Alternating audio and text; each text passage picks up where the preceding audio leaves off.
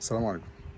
دايما بنتسأل السؤال اللي هو لو طفل وقع على راسه او حد اتخبط في دماغه وحد كان في حادثة واتخبط في راسه او وقع من على السلم على راسه، كل الحاجات دي ايه هي العلامات اللي تدل ان المريض فعلا لازم يروح مستشفى؟ اول حاجة ان هو يفقد الوعي لمدة حتى لو قصيرة.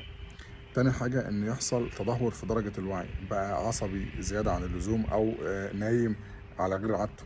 تمام، او يحصل فقد في جزء حركة، فقد في حركة جزء من الجسم، الجزء الايمن او الايسر.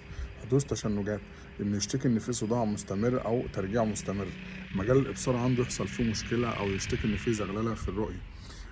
كل العلامات دي بتدل ان المريض حصل له مشكله في المخ، لازم ندور عليها، ان احنا نعمل مقطعيه على المخ ونشوف المشكله فين، الاصابه فين، وبناء عليه ناخد العلاج الصح.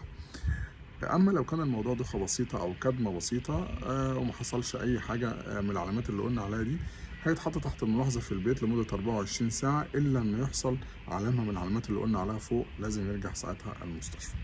وربنا يحفظكم ويسعدكم.